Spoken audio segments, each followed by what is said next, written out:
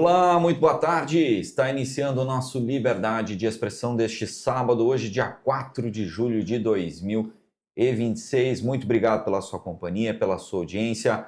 Mais uma vez, aqui no nosso Liberdade de Expressão, um assunto de extrema relevância para a nossa comunidade. Apresentação minha, Matheus Mitterer, produção de vídeo, Misael Lima e também do Murilo Batista Brolo e produção de áudio do Paulo Barbosa, direção-geral do Mauro Roberto Valmórbida. E no programa de hoje nós vamos falar de cerveja. É isso mesmo, cerveja, um dos líquidos mais consumidos no mundo, e Joaçaba não é diferente. Joaçaba, a partir de agora, conta com uma associação de cervejarias muito importante, essa união das cervejarias para este produto, que também, além de ser de uma certa forma financeira rentável para exportação, mas também atrai muitos clientes e turistas ao município de Joaçaba. Com isso eu recebo então a organização, né, da ACEJO, que é a Associação das Cervejarias de Joaçaba, através do Aldilei Augusto de Araújo, que é o presidente, e também do Edson Rodrigo Rossetti, que é o diretor financeiro. O Aldilei, mais conhecido como Aldi, né?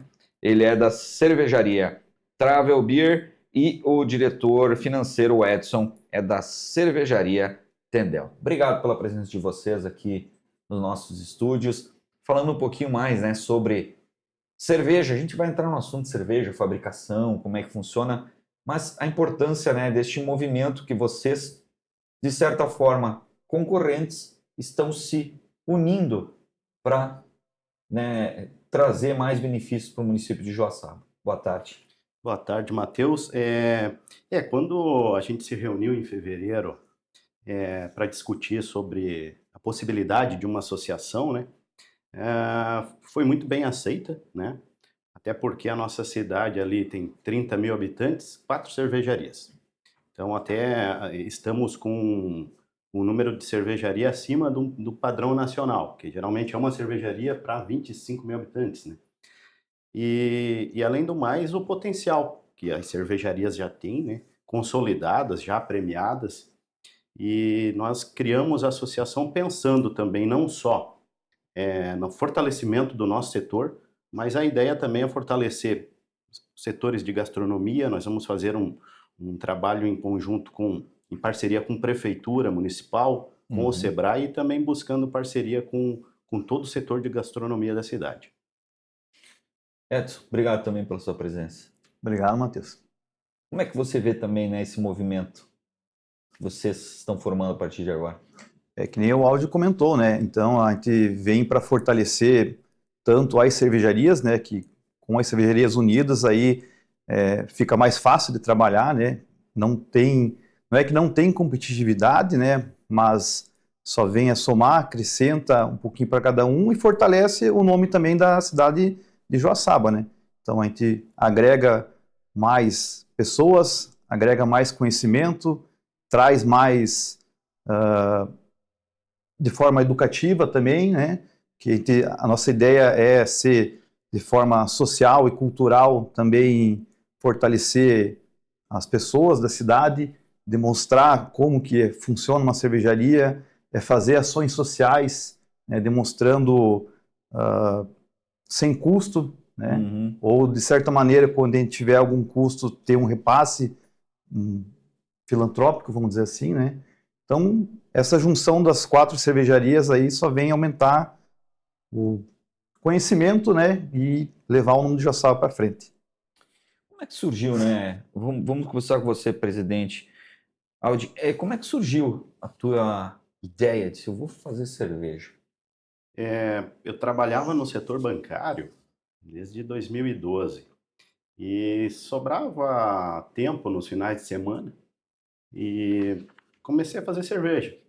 Nós tínhamos um grupo na faculdade ali, a gente gostava de ir na época na Intervinhos ali, do tempo do Ernesto ainda, e gostava de tomar Erdinger, que é uma cerveja de trigo alemã muito boa, né? Então na época a gente ia lá para tomar cerveja, saía da faculdade na sexta-feira. E um dia um amigo nosso falou, por que a gente não faz a nossa própria cerveja? A gente se reuniu lá em casa, me lembro, comprei um kit, um balde, etc. E a gente foi fazer a primeira cerveja, só que os outros dois colegas, um ficou com um violão tocando, o outro cantando, e eu lá na panela, né? Enfim, Sempre tem o que faz, né? não deu uma sociedade, começou por hobby, então eu comecei a fazer um final de semana, depois levou 6 meses para eu fazer outra cerveja, e fortaleceu na pandemia ali. Na pandemia, o pessoal começou a me procurar, querendo cerveja e tal, e logo depois acabei percebendo uma janela de oportunidade ali, daí saí do banco e encarei o desafio de abrir um negócio do ramo cervejeiro aí. E a gente sabe que não é fácil, né?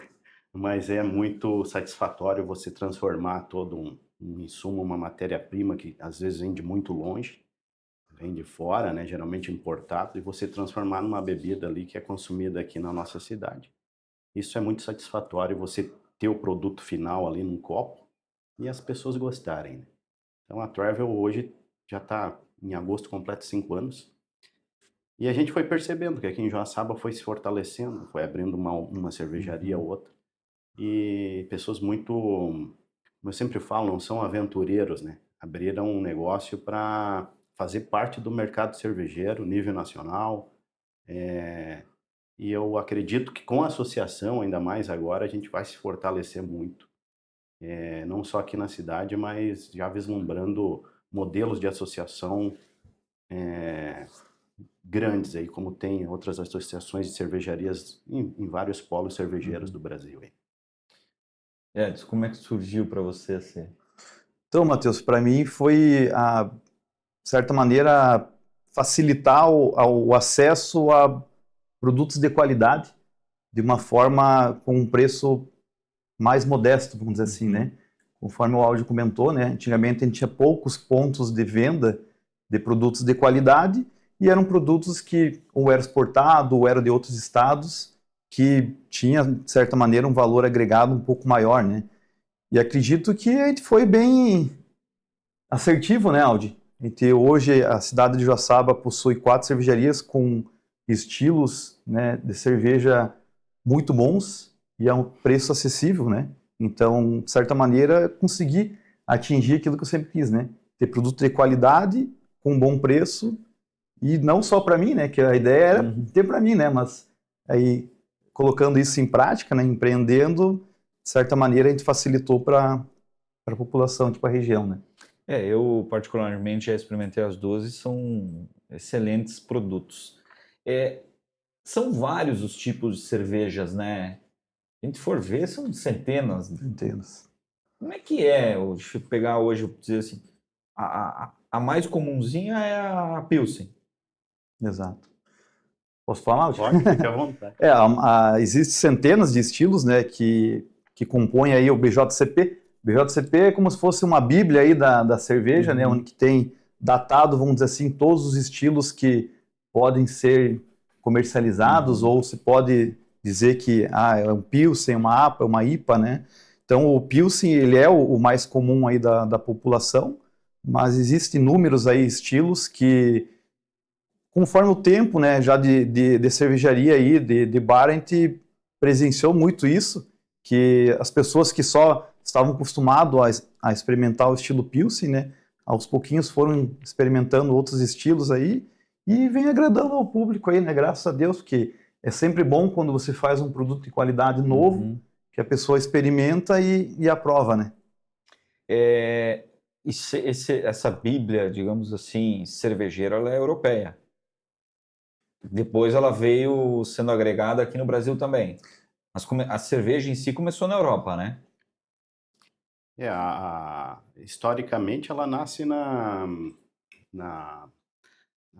região onde é Israel hoje. Sim, Mesopotâmia. Isso. Então é história de 4.000 anos aí. E depois a cerveja moderna que a gente fala é coisa de 200 anos para cá, né? Depois tem a história tem o Joseph, tem alguns nomes, né? Joseph Grohl, o cara que criou a Pilsen. Então, anterior a isso, a grande maioria das cervejas eram escuras, turvas. Era um caldo, né, na verdade. As pessoas tomavam daquela forma. não tinha... Era em barril de carvalho. Geralmente era até em ânforas, no início lá era em ânforas de barro, então, mais recente, como a gente está falando, coisa de 200 anos atrás, né? Ah, veio ali logo depois Revolução Industrial, refrigeração e etc, né? Então ficou mais fácil ter um controle de temperatura, o controle de um produto, né? Análises químicas e tal. Filtragem. E aí surge a cerveja moderna, mas antes disso, antes de 1820 ali era um caldo. Então a cerveja moderna aí é coisa, o que a gente bebe hoje são receitas, a grande maioria ali de 200 anos, né? Não Sim. mais do que isso. E vocês pesquisam também, buscam Muito, né? mudar? Muito, Matheus. A gente tem que se atualizar, né? Porque pegando o gancho aí dos estilos, né? Muitos estilos vieram da Europa, Estados Unidos, os estilos ingleses, escoceses, né? E o Brasil, recentemente, não tinha nenhum nesse guia, vamos dizer assim, né? Então, há alguns anos atrás, foi incluído, né, a Catarina Sour, que é um estilo brasileiro, né? Então, hoje ela já contempla aí no BJCP como um estilo brasileiro, que é um pouquinho mais azedo, vamos dizer assim, utilização de várias frutas, bem tropical, bem coisa do Brasil mesmo, né? Então, o mundo, vamos dizer assim, né? Todos os outros países aceitaram isso como um estilo oficial, né? Então, temos um estilo brasileiro aí também no guia, né? Necessariamente a cerveja precisa ser de lúpulo e cevada ou não? Isso é uma briga eterna aí, né? Que a cerveja tem que ser puro malte, tem que ser só os 5 elementos aí, né? Água, malte, lúpulo, levedura e nada mais que o outro, né? Mas a gente sabe que hoje com a tecnologia, né, com todo o estudo que se traz, você consegue ter uma boa cerveja, um bom chopp com alguns adjuntos, né? Isso não nada impede, tanto porque os estilos belgas, né, dos monastérios, os estilos bem antigos aí, eles trazem bastante condimentos, eles têm outras especiarias que são utilizadas, né? Então essa, para mim, né, minha opinião pessoal, essa questão de só lúpulo, malte, água, levedura, não entra no contexto, porque já pega os estilos lá dos belgas, né, que já usavam cravo, usavam coentro, sabe? Tem várias coisas que podem ser agregadas, e hoje em dia também te pega muito, muito estilo aí com fruta, né? Inclusive o brasileiro que eu acabei de comentar, então nada impede de ter uma boa cerveja com outros adjuntos, né? Sua opinião é a mesma, Aldi? Sim, o Ed foi bem feliz aí no que ele falou da questão, buscando o gancho anterior ali, né? Os estilos de cerveja. Então, hoje em dia a gente abre uma cervejaria e não propõe só oferecer ao consumidor as cervejas tradicionais que ele procuraria no mercado.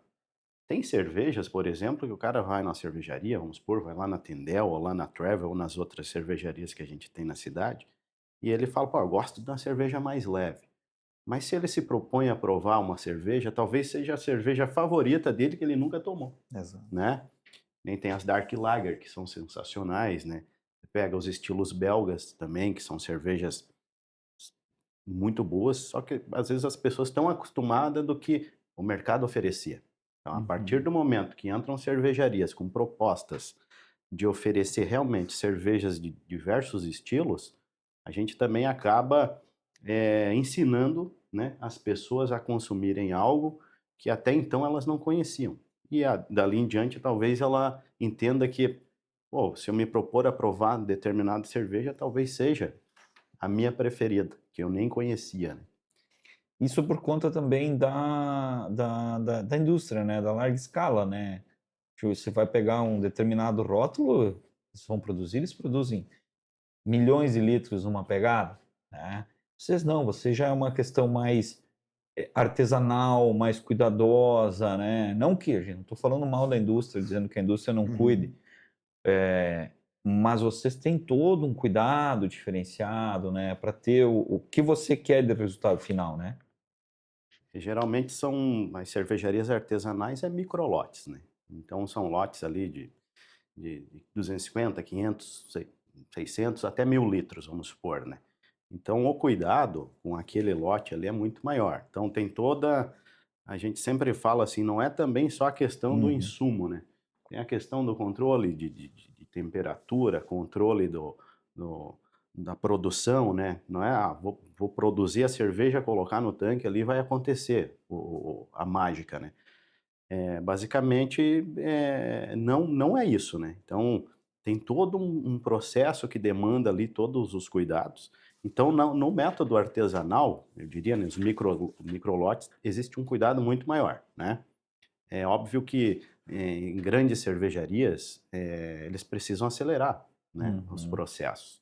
E nas cervejarias artesanais, geralmente, acontece o que a gente fala de respeito ao tempo da cerveja.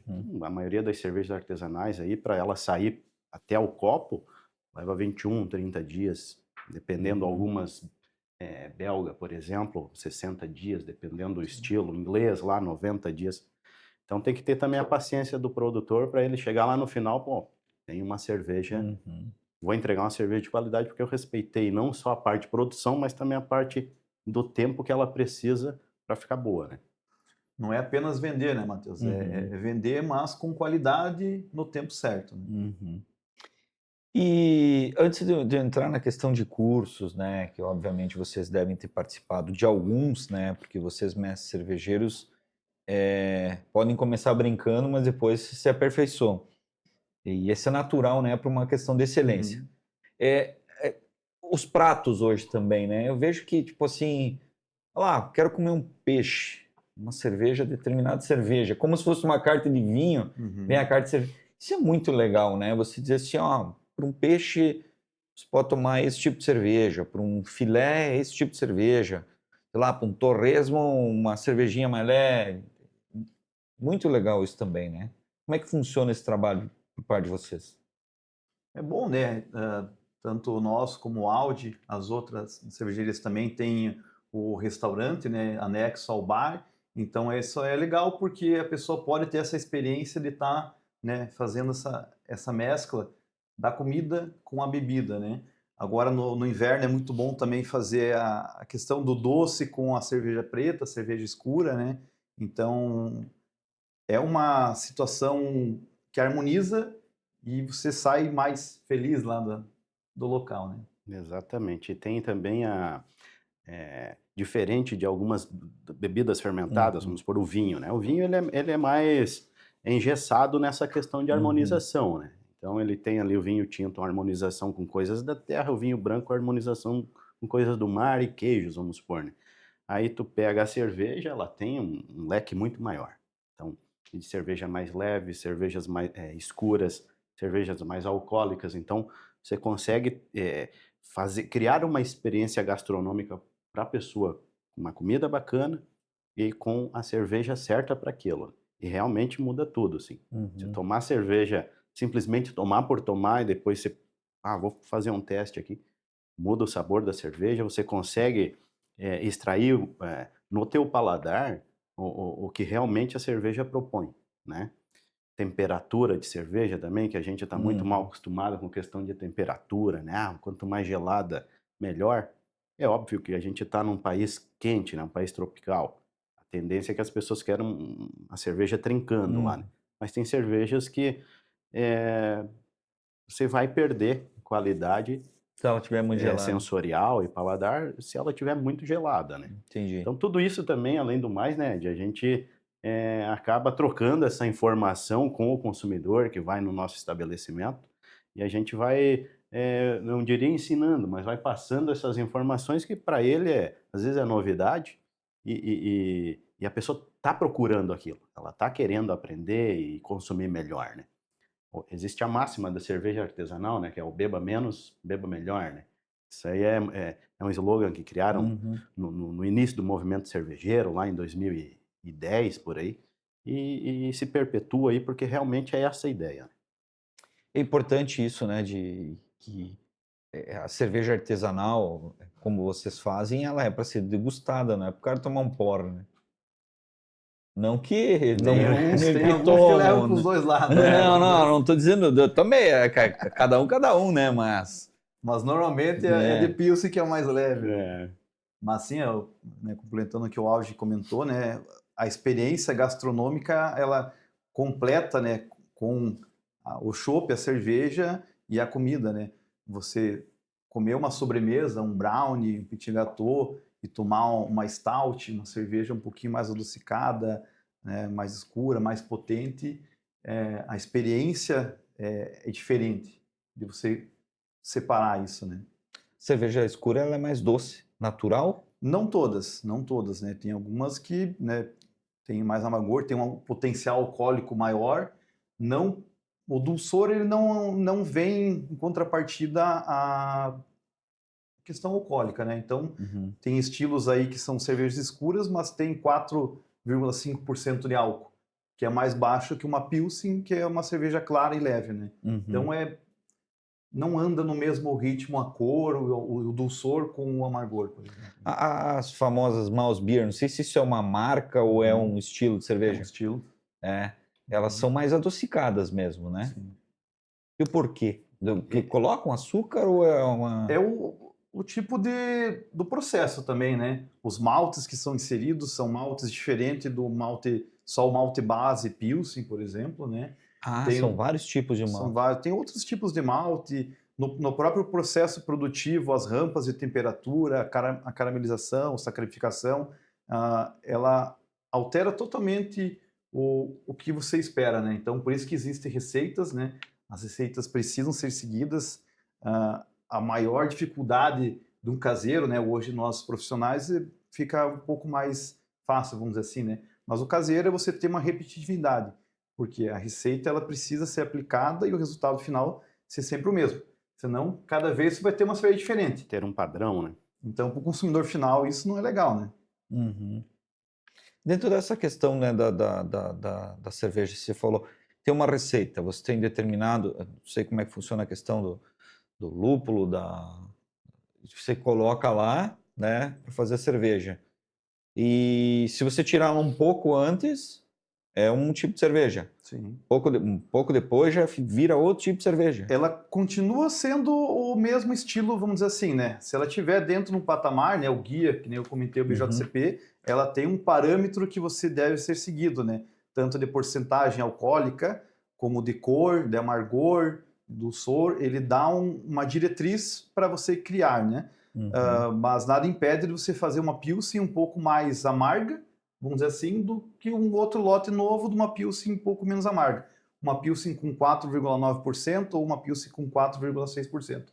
Isso que vai ditar é a tua receita, que daí vem em relação a se você, por exemplo, na adição de lúpulo, né? Vamos supor que você vai adicionar nos 60 minutos de fervura. Se você colocar uma carga X em 60 e uma carga X em 0, e depois na outra receita você aumentar essa carga de lúpulo em 60 minutos, ela vai te dar mais amargor. Então a receita você consegue descrever, consegue fazer ela conforme tu quer, desde que siga as diretrizes, né, do BJCP. E também tem uma informação importante, né, de que também a cerveja em si, a gente trabalha com, que é padronizar, né, existe uma padronização, hoje em dia existe aplicativos também que nos auxiliam, né, a montar a receita, pelo seguinte fato de que a gente trabalha com matéria vegetal, né, malte, lúpulo, então dependendo da safra, muda. Por exemplo, tem um lúpulo, vamos supor, lá da República Tcheca, que ele tem o alface do lado de 4%, na safra de 2023, vamos supor. E aí, na receita tua, lá fala colocar 600 gramas desse lúpulo. Só que no outro ano, na outra safra, o alfácido, que é o amargor, o que traz o amargor para a cerveja, ele é menor, porque foi uma safra mais chuvosa, etc. Então você vai ter que colocar mais. Então, com o auxílio, né, da tecnologia, de aplicativos, a gente consegue ter um parâmetro de acordo com a safra de lúpulo, de malte. Por exemplo, o malte também, né, quando você faz a aquisição das sacas de malte, vem também um laudo mostrando a ficha técnica mostrando a umidade do malte, etc. Então tem tudo isso que tem que ser avaliado pelo mestre cervejeiro para depois executar a receita. Não é simplesmente eu vou moer ali, tá aqui a receita pronta, receita de YouTube, né? E Uhum. vou executar, não vai bater, não vai dar certo, né? Vai ficar desequilibrado. No começo lá, quando começou esse movimento de cerveja artesanal, houve eh, muito cervejeiro caseiro, como a gente foi também, que errava a mão e aí se criou um pouco eu diria uma restrição do consumidor à cerveja artesanal. O cara fala, artesanal é muito forte.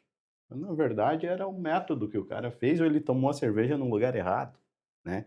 Então, além do mais, quando a gente abre uma cervejaria, abriu a cervejaria aqui, a gente teve todo esse retrabalho de mostrar para o consumidor de que cerveja artesanal não era forte.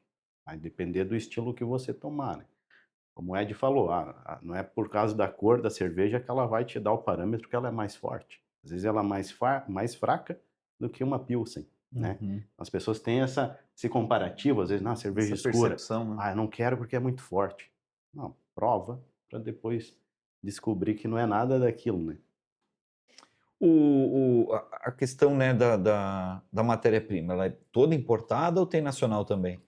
Não, hoje a gente tem bastante produto nacional aí muito bom, né? Inclusive de malte aí tem a Agrária, que é um dos maiores fornecedores aí do mundo, do malte, que é brasileira, né? Em Guarapuava, no Paraná. Então, nós, né, particularmente, a gente utiliza muito produto nacional. Lúpulo ainda está engatinhando um pouco, porque lúpulo é um pouco mais complicado, né, as fazendas de lúpulo no Brasil. Mas também vem aparecendo aí bastante lúpulo brasileiro bom. Mas nós, né, a gente utiliza ainda bastante lúpulo alemão, tcheco, né, e assim vai, né? É Brasileiro poucos, hein? daquela região da Polônia, Alemanha, Tchecoslováquia, Baviera ali, Baviera. Isso aí. E lá eles têm a produção mais efetiva do lúpulo. sim. Estados Unidos também tem bastante lúpulo para amargor, para as IPAs, né? As Americans IPA aí, que são os estilos americanos, vamos dizer assim. Então, os lúpulos americanos são muito bons para isso, né? Mas daí já são mais amargos. Mais amargos. E é o lúpulo que dá o amargor da Amargor. cerveja. Todo o amargor vem do lúpulo, né? Assim como o Audi comentou, né? Depende da safra, depende do estilo do lúpulo. Também existem aí inúmeros estilos de lúpulo, alfa-ácido, é tudo um parâmetro que você tem que cuidar na hora de elaborar a receita, né? Aí você compra ele conforme você quer para as suas receitas, ou você pode adaptar a tua receita conforme o que você comprou? Não consegue adaptar, né? Você pode trocar um estilo pelo outro, mas você vai estar ciente que vai alterar, né? Se eu uso um lúpulo tcheco e vou usar um lúpulo alemão, sabe que um pouco de diferença vai dar, né? E cada cerveja, digamos assim, um estilo de uma cerveja tem um determinado lúpulo ou não? O mesmo lúpulo serve para... Tem lúpulos assim que eles são padrão, vamos dizer assim, né? Você consegue utilizar um Hércules, por exemplo, da vida, aí você consegue utilizar ele como amargor aí para inúmeros estilos de cerveja, né? Então é um lúpulo fácil de ser utilizado, né?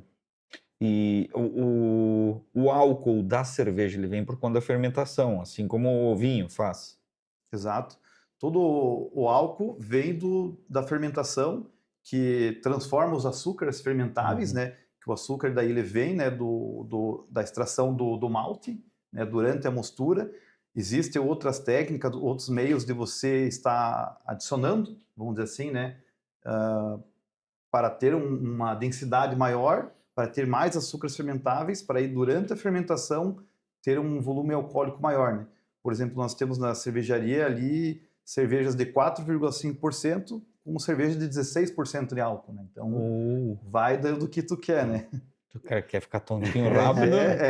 Daí essas são para degustar, né? Do E 16. tomar fria, inclusive, né? Nem gelar, cara. É uma Exatamente. maravilha. Tem que ser, ela tem que ser. Então, a pessoa que vai num espaço, quero degustar cerveja lá. Conversa com vocês, ela disse, eu quero uma. Você orienta também, vocês conversam com o cliente. Sim. E tem estilos bastante sazonais também, né? Agora, na época do inverno, é bom ver os estilos quentes, né? Que a gente diz, né? As Russian Imperial Stout, as Doppelbock, Barley Wine. Então, As posso bock ainda ficar aqui. existem? Existe. Existe. E tem as box mais leves, né? Questão de 6% aí até, e bem maior, né? Doppelbock, que a gente comenta, né? Não tem só um tipo de bock, né? Inclusive. Exato. São algumas variações da bock. Ele é bem E a bock é interessante. alemã ou é alemã? Alemã. É uma receita do norte da Alemanha. Como o norte da Alemanha é mais frio, né? A tendência é que, historicamente falando, é que eles produziam cervejas mais alcoólicas para aquecer mesmo. Aí a Bélgica, que é um pouco mais para baixo, daí já tem já é um pouquinho mais... A Bélgica ela tem inúmeras categorias ali, né? Ela cresceu bastante nos monastérios, né? Feitos pelos monges. Então tem uma gama bem diversificada, né, Aldi? Por exemplo, se pega uma Belgian Pale Ale, uma cerveja mais do dia a dia, uma Blonde Ale, um pouquinho mais leve. Daí você tem as Triple, as Quadruple, então vai agregando mais álcool, vamos dizer assim, né? Elas vão se tornando mais potentes, então são estilos bem mais complexos, né? E tem um fato interessante também, pegando esse gancho, que a Bélgica é uma das escolas cervejeiras ali mais tradicionais, dá para dizer assim. E cervejas criadas em monastérios, por monges, que detinham também o conhecimento, além do mais, né? Então, eles tinham um estudo relacionado à cerveja, né? Na Alemanha, inclusive, eu acho que tem a cervejaria mais antiga do mundo lá, que é do ano 1010, eu acho que é, né? Que era um monastério. Então, ela existe até hoje. Então, os caras tinham conhecimento a ponto de, pô, a gente sabe o que está fazendo. Onde que vai chegar, né, nesse método aqui de produção, que cerveja que vai sair, né?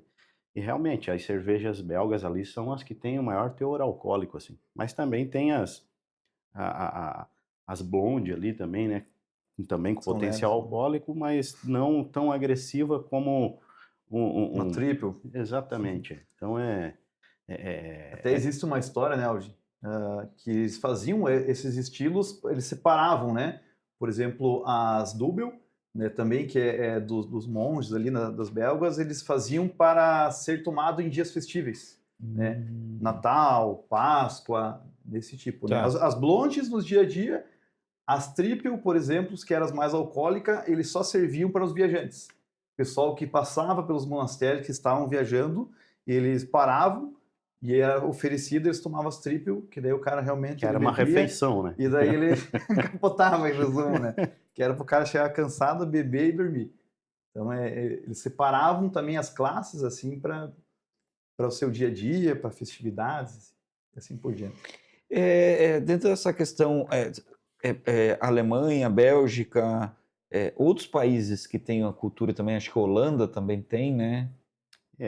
As escolas tradicionais cervejeiras, ali, escola inglesa, né? Que daí envolve ali Escócia, Irlanda, própria Inglaterra, né? Aí tu pega cervejas, estilos que surgiram ali, como Stout, As Bitter. as Bitter na Inglaterra, daí vem a Franco-Belga, né? Que é França e Bélgica também, estilos ali daquela região.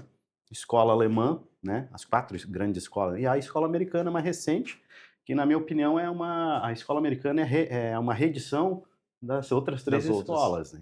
Então eles pegaram determinados estilos lá e vamos fazer o nosso tempero aqui bem agora. Coisa do americano, né? de reinventar, recriar determinadas receitas. E agora, mais recente, a escola brasileira ali que vem com essas características Mais de frutadas, né? usar as frutas que nós temos aqui no Brasil, que é uma infinidade de fruta, abacaxi, laranja. Não é levado para esse tradicional que a gente conhece aqui na região de chopp de abacaxi. Não, sim. É outro estilo, né? Sim, ele mais tem cítrico, é como se fosse um perfume, né? Perfume amadeirado, perfume cítrico, mais ou menos assim. Não é que ele seja com gosto, né, do abacaxi, né? E tem um fato importante também na questão dos lúpulos, né? Que o lúpulo é o tempero da cerveja, né? A Argentina também está numa fase de produção de lúpulo gigante na região da Patagônia, né? Fazendo lúpulos muito interessantes. Isso tudo por conta do frio? Por conta do clima, exatamente. Microclima, né, que eles chamam. Porque se tu pegar, tem um fato bem interessante que Você pega a latitude, né, norte, vamos supor, latitude 27 norte, aquela, norte é da Alemanha, etc. Lá, aí atravessa o mundo e tal. Aquelas regiões são propícias para lúpulo, por questão de insolação, temperatura, amplitude térmica, Uhum. não muito mais do que 20 graus, por exemplo. De manhã, 2 graus, de noite, é, é, ela não oscila muito durante o dia, Uhum. entendeu? E aqui no Brasil, eles estão começando o cultivo de lúpulo também nessa latitude, no hemisfério sul, né? Que inclusive pegam a parte também, essa latitude na Austrália, né? Nova Zelândia, que estão fazendo lúpulos muito parecido com os americanos, né? Perfil mais frutado e tal. Então, não é simplesmente assim, ó, vou cultivar lúpulo em determinada região. Não vai Cara, dar não certo. vai dar certo. Por isso que ainda a gente usa muito lúpulo importado, pelo know-how que os caras têm. Hoje, se tu pegar, vamos supor, vamos pegar um Saaz, né, tcheco.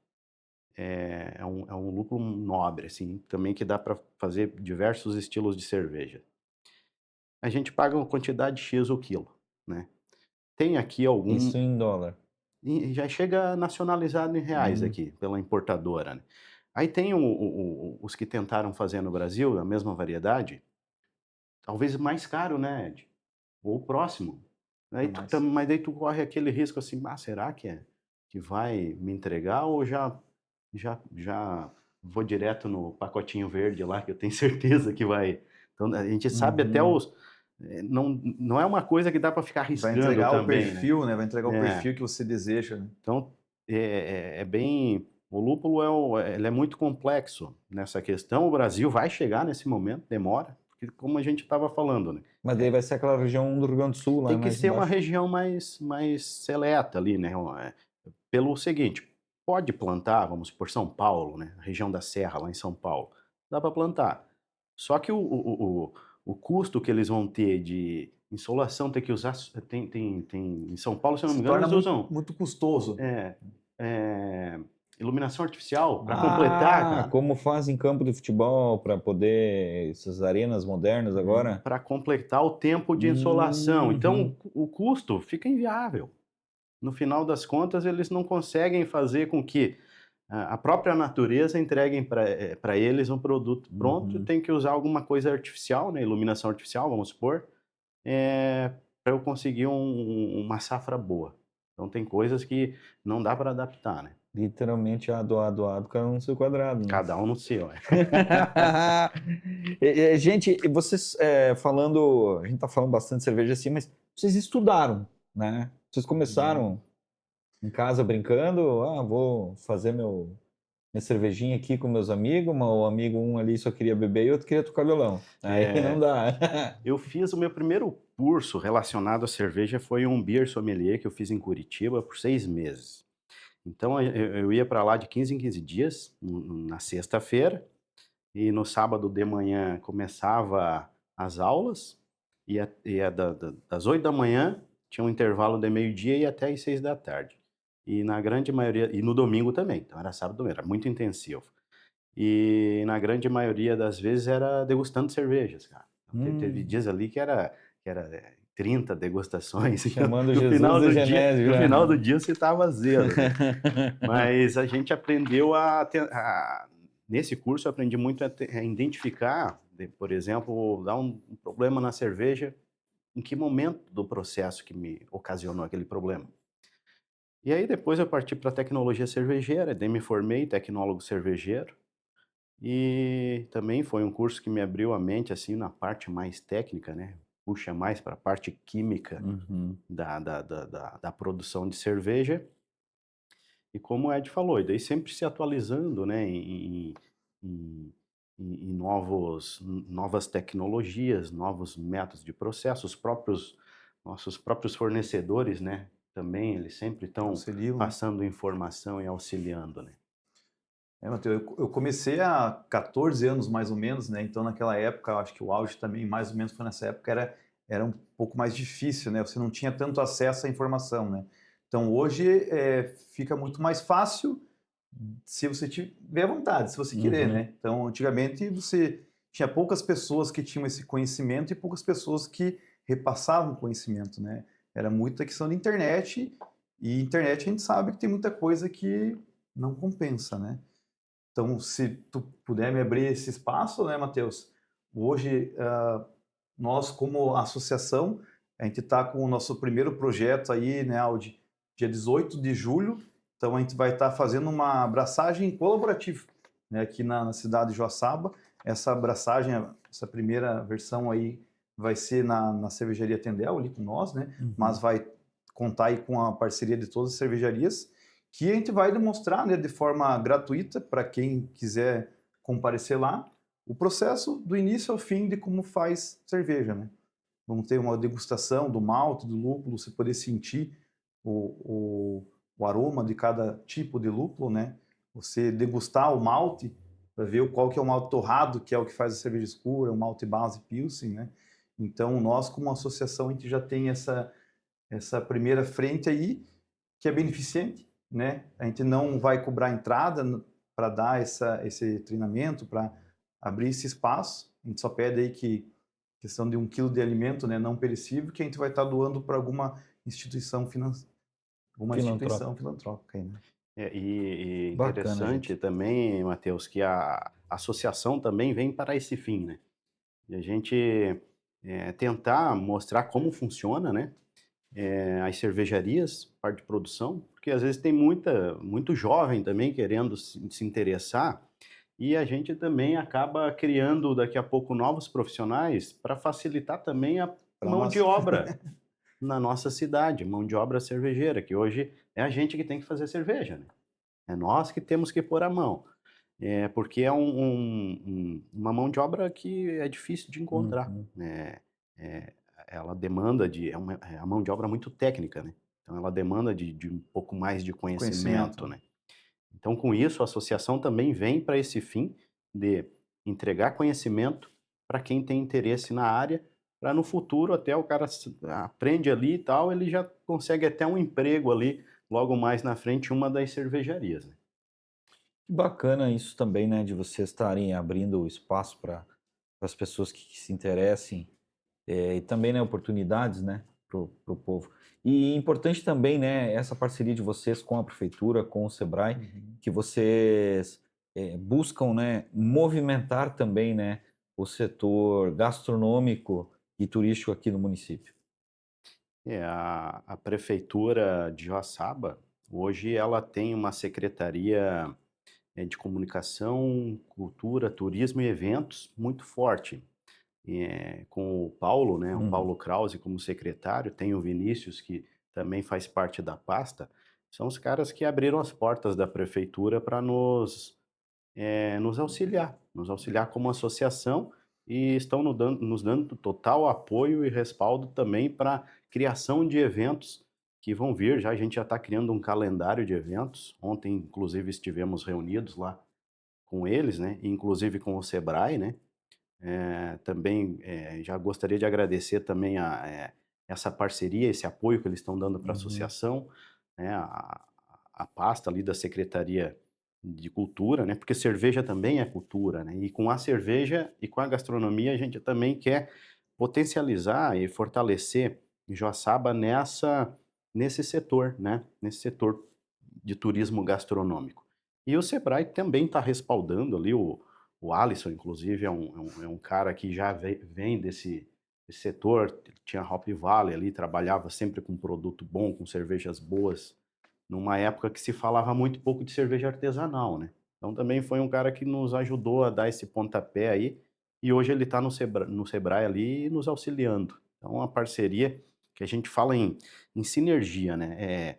É a prefeitura, os órgãos públicos ali, né? Prefeitura, Sebrae, nós, empresas privadas, né? Com a associação, tendo esse, eh, juntando todas as cervejarias e também querendo entregar para a comunidade, não só eventos, mas também aquela coisa assim de possibilidades, de eventos, gerando também até a questão de turismo regional, né? Então, a gente estava falando antes, temos 13 Tilhas aí, 13 Tilhas como um bom exemplo, né? e a gente quer seguir um caminho aí com apoio não só de prefeitura, Sebrae e as próprias nossas empresas, como a comunidade também junto com nós, né? Muito bem. Quem quiser, então, onde encontra vocês? A sede da associação hoje ela é lá na Travel Beer, né? E a Travel ela fica ali na Avenida Caetano Branco, ao lado da Mactron, né? Em direção a Luzerne. E a associação hoje, ela, como eu falei, ela conta com todas as 4 cervejarias da cidade. Nós temos também como associado o Empório Imish. Eles produzem cerveja de forma, a gente fala de forma cigana, né? Eles produzem fora, mas as receitas deles e comercializam ali, né? Então o Empório Imish fica na rua Felipe Schmidt, né? Próximo ali a Cimecal. Tem a Cavana Cervejaria, né? Do Neto lá, que é na Duque de Caxias ali, né? Próximo à Ponte do Trabalhador em Joaçaba. E a Tendel é ali na rua Tiradentes, na rua da Delegacia ali, que também eu sempre falo, a Tendel, quando abriu há quase 3 anos, né? Veio para impulsionar, né? Porque era um setor, o nosso setor ele estava um pouco estagnado. E quando a gente percebe que vem uma cervejaria com ideias boas para fortalecer o setor, a gente já não enxerga como concorrente, a gente enxerga como um colaborador do setor.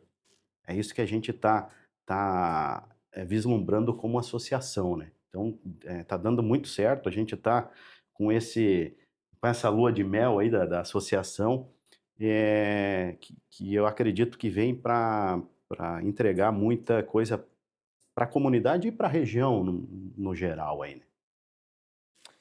Eu gostaria de fazer uma pergunta para vocês. Não sei se vocês podem entrar nessa seara, mas eu vou perguntar. Eu já vi muita gente tomar uma determinada cerveja e depois ela é adquirida por um grande grupo e dizer não é mais a mesma coisa. Por que acontece isso? Que é industrial? Matheus, eu acredito que realmente boa parte, né, se perde nesse caminho, né, quando você é adquirido por um grupo grande, um grupo maior, né, usando a questão a Bembev, né, enfim, ela adquire micros, pequenos, cervejas de até médio e grande porte, né, e se perde um pouco da qualidade, eu acredito, né, não tenho 100% de certeza, mas realmente pela questão de você aumentar os seus lotes produtivos, né? Questão de você também custo, né? Às vezes você pega uma cervejaria que ela tem as suas receitas, mas essas receitas ela tem um custo X. Então, para esse grupo maior não compensa. Então eles acabam alterando alguns fatores ali para diminuir o custo, para competir no mercado, né? A gente sabe que o mercado brasileiro ele é bem competitivo, né? Principalmente redes aí de mercado, volumes de PET, né? Que a gente fala, os growlerzinhos descartável, é uma coisa bem insana de competir, né? Então, para você entrar nesse ramo aí, um dos fatores, né, é você baixar a qualidade para poder baixar preço. Então, não foge muito disso. E quem determina isso é o próprio mercado, né? Tem um exemplo clássico aqui de Santa Catarina que é a Eisenbahn, né? Eles tinham 11 estilos de cerveja antes de ser vendida, né? Para o grupo da Heineken, né? E hoje eu acho que são 2 ou 3 estilos assim que fazem frente, né? Então, hoje tu vai no supermercado ali, vamos supor, tem 90 rótulos de cerveja. 82 faz parte do grupo da Ambev. Então, os outros ali são cervejarias independentes, que daí tá tentando um espaço ali, mas é canibal. Eu não entraria nessa briga de facão no escuro aí, porque A é gente bem fala, né, canibal. é brasileira e se não é a maior, né? Agora não me recordo, ou é a maior ou a segunda maior do mundo. É a maior do mundo já, né? Então, o negócio é bem competitivo mesmo, né? Às vezes não é nem por questão de perda de qualidade, é mesmo assim, ó, você está me incomodando, agora você é meu e agora acabou. Tô tchau, fica E quieto. muitas vezes eles compram essas cervejarias e eliminam. Uhum. E é Simplesmente eliminado em elimina. contrato. Você É. não pode mais abrir nenhuma cervejaria. E elimina também a marca e tal, porque o cara, em determinada região, eles começam a observar regiões, né, que estão a baixa venda nos nossos rótulos da Ambev. Começa a observar que está baixando lá, eles vão buscar qual que está vendendo mais ali naquela região. Ah, tal cerveja. Às vezes os caras vão lá e compram e eliminam a marca. Simplesmente fazem isso. Acontece muito no interior de São Paulo. Eles pegam lá uma determinada marca de cerveja, compram a planta e passa um tempo ali produzindo, daqui a pouco para. A Polar, no Rio Grande do Sul, ela só vende lá, né? A Polar, ela é bem bairrista, né? Mas ela é também, né? Ela também foi comprada, deu gritaria lá, e os caras voltaram com ela. É feita em Lages aqui, mas é só vendida lá, né? Não, ela tem produção também. Mas a gente não vem só dessa questão da cerveja, né? A gente pode pegar, por exemplo, a Coca-Cola com o Guaraná Jesus, né, lá de cima. O Guaraná Jesus é para aquela... O estado agora me fugiu bem certinho, né? Pará, não é? Mas lá não vende Coca-Cola. Guaraná Jesus, a venda é bem superior à Coca-Cola. Então é o mesmo esquema, mas pertence aqui. É. Né? Então é esse negócio. Mantém o nome, mas o dono é o mesmo, né? Então... A gente tem aqui, agora falando em América do Sul, a própria Quilmes, né? Faz parte do grupo da Ambev, a Patagônia. E aí o pessoal fala, lá na Argentina é melhor. A planta original está lá, né? Então, naturalmente, eles vão tentar seguir a receita. Aí aqui, a produzida aqui é diferente. Infelizmente, é uma realidade do mercado. O maior sempre vai abocanhar o menor, né? Mas eu penso um pouco como muitas cervejarias, por exemplo, nos Estados Unidos, que tem... Toda cidadezinha lá tem uma, duas cervejarias pequenas, né? Às vezes de bairro. O cara produz para vender no bairro dele. E centenárias, cervejarias já antigas. Só que teve uma recente agora, que foi a Anchor, né? Que criou, inclusive, a IPA, né? A IPA americana. A cervejaria dos anos 80 também. Uma gigante lá comprou e encerrou as atividades dela. E era uma lenda da cerveja americana. É a briga do mercado, né? Não adianta. Gente, gostaria então de falar aqui da diretoria, né? Citar todo mundo. O presidente, então, o Aldi, o diretor financeiro, o Edson, a secretária Juliana Clay Imisch, do Empório Imisch, conselho fiscal com o João Conte Neto, o famoso Neto, da Cavana Cervejaria, e o Rosano Imisch, também do Empório Imisch, também faz parte do conselho fiscal. Um abraço, então, a todo mundo aí da diretoria, representado pelos dois mestres cervejeiros aqui hoje. E a Copa, tá dando resultado para vocês? Domingão, 5 da tarde, Tendel, Trevel, todo mundo... A Copa, por incrível que pareça, às vezes o pessoal no início do ano ali não tá botando muita fé na seleção, mas aí começa a Copa... Parece que muda o espírito do brasileiro, né? O brasileiro está no sangue, né? Brasileiro é brasileiro. Então, o futebol está no nosso sangue e a gente tá botando fé. A seleção está crescendo na hora certa aí. E para nós é interessante a Copa do Mundo, porque sempre o futebol e a cerveja sempre andam juntos, né? É verdade. Então, 5 da tarde, lá Isso aí, na Travel e na Tendel. Tendel também. Todos com telão... Boa cerveja, boa comida. Isso aí. Aí a torcida contando com o Hexa, né? Gente, obrigado. Aldi, obrigado, prazer conhecê-lo. O Edson, a gente já tinha conversado. Tem uma historinha interessante com o Edson. No carnaval, como é que era o nome do nosso negócio? Nossa tendinha lá, né? O Lounge. Obrigado, Elis Costa. O Lounge. A galera vindo, tinha um chopp, não vou citar a marca, determinada marca do outro lado, a galera vindo pro nosso ali, não, tomando vocês que é melhor, tomando vocês que é melhor. Que bom, né? Gente, obrigado então, obrigado mais uma vez, parabéns por essa união de vocês, que é aquela velha expressão que a união faz a força, né? Não, exato. A divisão só prejudica, né? Então, vocês estão de parabéns e levando Joaçaba. Esqueci de perguntar, e os prêmios? Vocês já são premiados, né? Então, nós hoje nós não temos uma medalha assim de concurso, né? Sim. A Tendel está empilhando medalha aí. Hoje nós temos uma cerveja que ela não é premiada, mas ela já é exportada para o Uruguai, que é uma cerveja com erva mate. Então, para nós é o legal. nosso brilha os olhos falar da Serva Mate, que é uma cerveja que a gente criou aí, foi desenhando ela no decorrer dos tempos, né? E hoje a gente exporta ela para o Uruguai pelo menos 2 vezes por ano. Então, agora em setembro, que é uma época boa da erva mate, a gente vai ter ela à disposição na cervejaria para o pessoal conhecer, que no começo a gente produzia um volume pequeno, que era uma cerveja diferente, né? Então, essa é a nossa, como é que eu posso dizer assim, a nossa cerveja que leva características da região, né? E eu sempre falo, né, a Tendel hoje ela representa bem também a nossa associação, não só a nível nacional, né?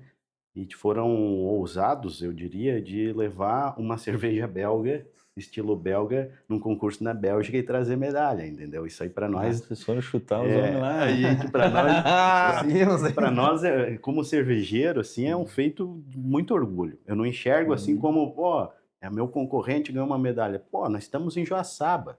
Também traz para nós um reflexo disso, cerveja de Joaçaba, né? E eu acredito que vem muito mais aí, porque os caras que produzem a cerveja lá são muito competentes e eu sempre falo, né? O cervejeiro ele tem que ser chato, né, cara? Ele tem que sempre buscar um ajuste fino. E a gente tem essa questão de também criar associação em função do potencial das cervejarias que a gente tem aqui, né, Ed? Eu ia fazer uma ressalva aqui, Matheus.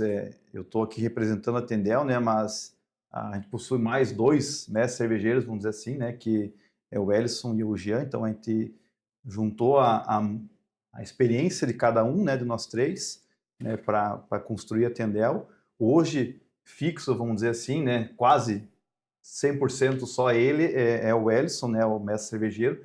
Eu tive que deixar um pouco de lado a parte boa, que é produzir cerveja, para ficar com a parte ruim, que é a parte burocrática, a parte aí administrativa, comercial, né? Então, hoje, graças aí ao conhecimento um pouco de todos, o Ellison coloca em produção, né? E, como o Aldi falou, um cara bem chato no bom sentido, né? Detalhista. Então, é muito mérito mais dele do que meu, né? Dessas medalhas, né? A gente está com 37 medalhas aí em questão de 1 ano e meio participando de concurso. Essa da Bélgica, salvo engano, foi a primeira cervejaria brasileira a ganhar na Bélgica com o estilo belga, né? Então, também é um feito bem grande. Recentemente ganhamos mais 2 premiações do Sober Cup na Argentina, que é como se fosse o campeonato de futebol, aquele... Agora me esqueci. Libertadores? Libertadores, é como se fosse a Libertadores da cerveja, essa Sober Cup, né? Então, tem que só classificar no Brasil para... Você só consegue participar desse concurso se você ganhar medalha de ouro em determinados concursos selecionados, né? Então, a gente também foi bem feliz lá de ganhar uma medalha de ouro com uma Dark Lager e uma medalha de bronze com uma Weiss, né? Então, tá bem feliz também com os resultados aí.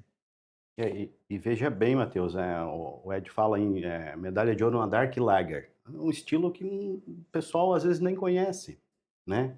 E aí, pô, é premiada. Daqui para frente, o que acontece? O consumidor começa a querer procurar esse estilo. O que é a Dark Lager, né? Então, isso também é muito interessante, né? Não tá ganhando medalha em cervejas comuns, né? Tá ganhando medalhas em cervejas de estilos por muitos desconhecidos, né? E a gente sabe, né, tem cervejarias, né, não vale a pena citar, né, mas tem cervejarias que mandam um lote específico só para ganhar medalha. E esse não é o nosso intuito. Né? O nosso intuito é produzir e comercializar os estilos medalhistas no bar. Você foi lá, você fez a cerveja, você pegou... A cerveja que foi premiada é a cerveja que o consumidor, que o joçabense, está bebendo na cervejaria. A maioria das cervejarias grandes criam microlotes só para mandar para concurso, mas nunca chega para o consumidor final. Isso, infelizmente, acontece muito. E aí, quando o cara vai lá e prova, eles mas não é não é tão bobo, mas como é é que que ganhou ganhou uma medalha, medalha. né? Viu, eu já como Sim. consumidor, cara, eu gosto muito de Dunkel. E aí eu comprei esses tempos uma Dunkel de uma cervejaria e empilharam medalha naquela Dunkel, mas me decepcionei quando fui tomar, entendeu? Não, com certeza entra nessa de produzir um lote Hum, específico para concurso e na venda é outro lote, né? infelizmente. Gente, obrigado mais uma vez. Parabéns mais uma vez pelas premiações, pelo desenvolvimento da associação, tudo que vocês estão fazendo. É muito importante para Joaçaba, para Valdo Oeste, para Luzerna, para toda a nossa região, porque um município depende do outro e sempre, como eu disse antes, a união faz a força, né? A divisão só destrói. Gente, esse foi o nosso Liberdade de Expressão. Muito obrigado pela companhia de vocês neste sábado, hoje 4 de julho de 2026. A apresentação foi minha, Matheus Mitterer, produção de vídeo do Misael Lima e também do Murilo Batista Brolo e a produção de áudio do Paulo Barbosa, direção geral do Mauro Roberto Valmórbida. A gente volta no próximo sábado com mais Liberdade de Expressão. Um abraço, gente. Até mais. Tchau, tchau.